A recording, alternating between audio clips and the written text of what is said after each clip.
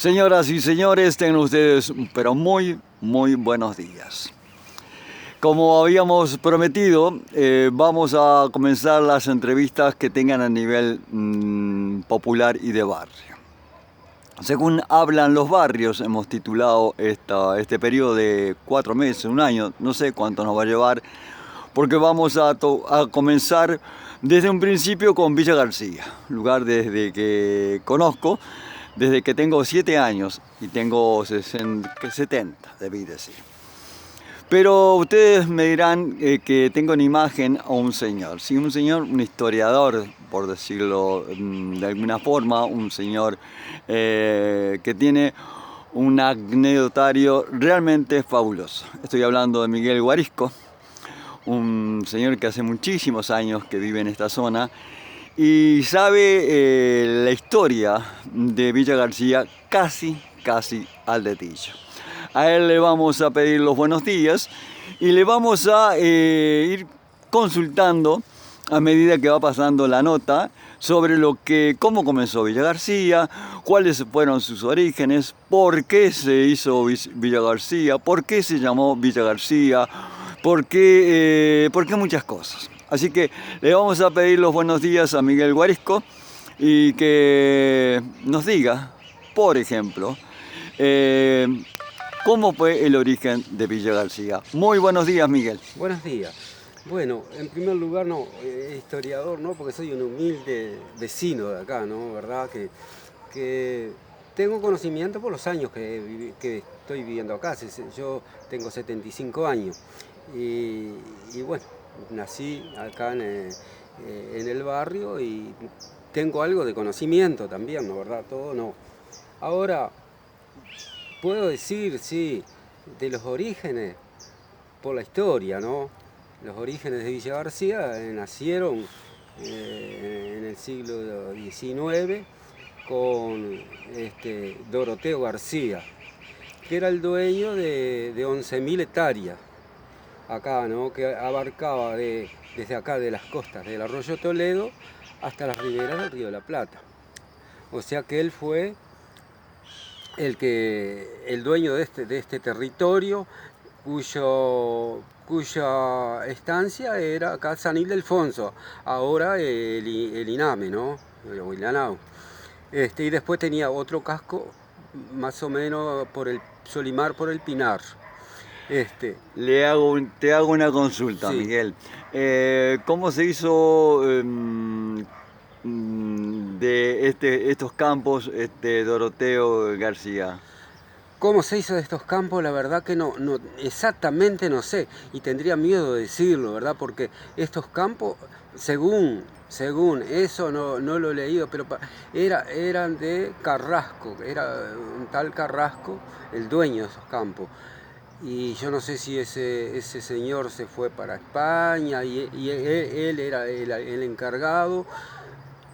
Aparentemente es lo que yo tengo noticia, no sé si es lo cierto, ¿verdad? Porque tengo entendido que a los primeros pobladores españoles sí, que vinieron a nuestro país les cedían, les donaban tierras, sí, digamos, sí, ¿no? Sí. Entonces yo pensé que Doroteo García había llegado junto con los primeros pobladores de la zona y que por ende le adjudicaron este terreno. Pero si usted me dice que se lo adquirió a un tal Carrasco que luego se fue para España, sí, sí. Debe ser cierto porque yo esta historia, parte de la historia no la conozco. Sí, por eso, yo lo que tengo noticias de eso, porque yo al fin no sé bien qué era este señor Doroteo García, ¿no? Porque él también fundó por Colonia, ¿verdad? Unos pueblos que fue fundado por él también, por Doroteo García. Así que al fin y al cabo yo no sé bien, yo la historia que sé es esa, ¿no? Y que acá se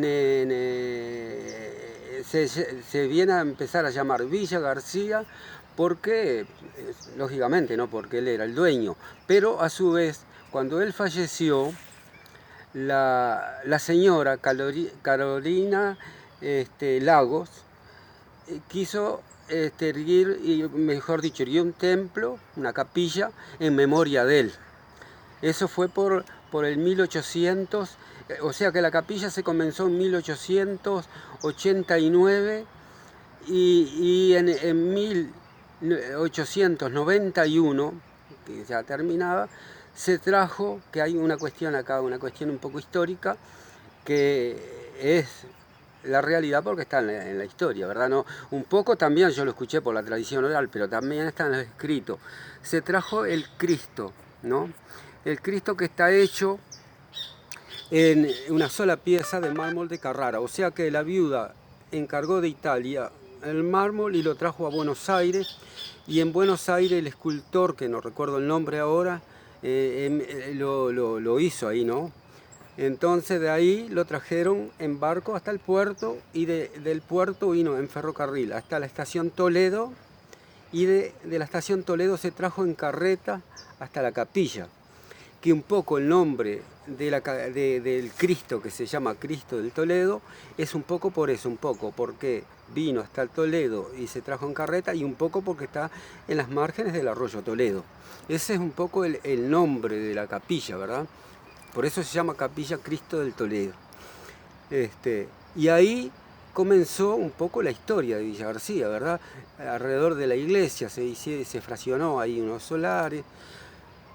Incluso en ese tiempo era esa suerte de estancia que tenía Doroteo García, era poblada por gente que tenían tambos, tenían cabañas, tenían quintas, o sea que era todo rodeado de eso, ¿verdad?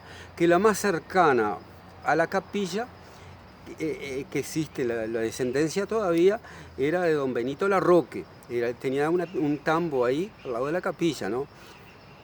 Y bueno, de ahí, si seguimos, ¿no?, caminando de los pobladores de ese tiempo, tenemos que en ese tiempo, porque hay una particularidad también para el que no sabe, ¿no?, ¿verdad? Tenemos la capilla que está al revés, como, vamos a suponer una capilla, siempre la torre está para el lado de la ruta, ¿no?, de la calle, del frente, y esta está al revés, la torre la tiene para el fondo.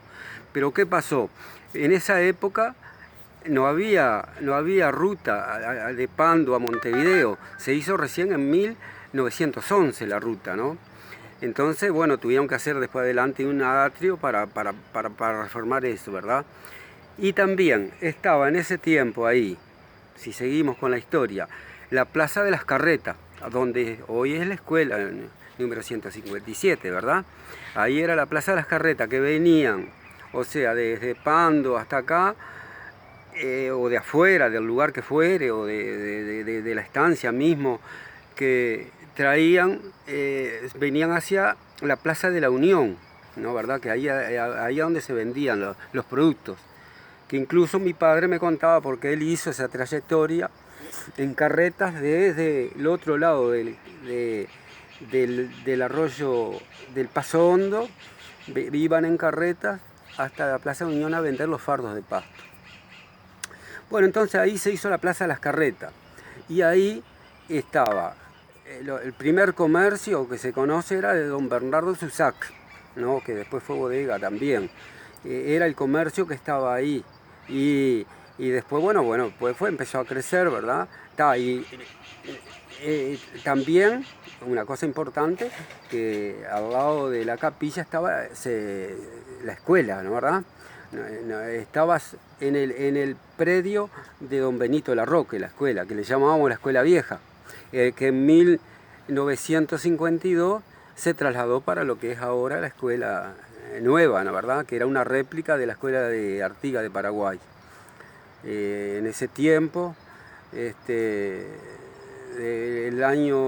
la década de... Ahí la escuela, no tengo memoria, ni recuerdo bien, pero empezó por ahí, por 1904, 1905, porque mi padre inauguró esa escuela, ¿verdad? Y está en los documentos ahí, ¿no? Y después yo fui a esa escuela también vieja, y después conocí la escuela nueva unos años también, ¿no? Cuando vino, ahí en ese tiempo la directora era Celia Guastavino, y después Maruja Estable, y después cuando vino Martínez Matonte, ¿no? Cuando empezó la escuela nueva empezó Martínez Matonte ahí. Hablando de Pedro Martínez Matonte, Sí. A quien yo conocí, Sí, un excelente Sí, director, sí, sí, una sí. excelente persona, que tuvo un historial fabuloso, o sea, fue el creador de muchas cosas que muchas tiene cosas ahí Villa después. García Sí, hoy sí, por hoy. sí. Es parte de la historia de Villa García, pero Sí. una parte viva, digamos, Sí, como sí, quien de dice, la historia. porque hay muchas cosas aún que Que no son, se sabe. que ahí está. Y estamos llegando a un tiempo en el cual vamos a hacer un parate. Pero quisiera que antes de parar para otro miércoles, nos contara por qué se llama Camino al Paso Hondo Sí. y por qué y cómo se ubicó a José Pedro Martínez Matonte en esta escuela. Bueno, el camino al Paso Hondo se llama porque el arroyo Toledo, el arroyo Toledo pasa acá, es el mismo que después es el arroyo Carrasco que desemboca en el mar, ¿no? Y ahí, en ese paso que hay, que era el camino real de la estancia esta, que yo digo de Doroteo García, a la otra que tenía allá en el Pinar, ese camino era el camino real, ¿no? Que hasta no hace mucho tiempo estaban los mojones con las iniciales de él, ¿verdad? Y ahí era un paso profundo, hondo, ¿verdad? Bueno, si había creciente no se podía pasar, ¿verdad? Tenía que esperar y no había puente, no había nada en ese tiempo, ¿verdad? Entonces le pusieron el paso hondo. No sé quién le puso ese nombre, pero... Claro. pero Escapa a la historia, queda para la digamos. historia, sí, no sé. Y hablando de José Pedro Martínez Matonte, ¿qué nos puede decir, Miguel? Hay mucho para decir Sí, y hay hay muchas mucho cosas para que no decir. se saben también. Yo lo que puedo decir es que yo era niño cuando él vino y estuve un año o dos con él nomás, ¿verdad? Porque yo estaba en la escuela vieja, después él vino a la escuela vieja, no sé si estuvo unos meses, después se inauguró la escuela nueva. Y bueno, y en el tiempo que yo estuve, el recuerdo de niño que tengo, ¿verdad? El director, nosotros estábamos acostumbrados a las maestras, en ese tiempo no existían los maestros ni nada, ¿no? Para nosotros estaba como un impacto también, ¿verdad? Y es el recuerdo que tengo de él.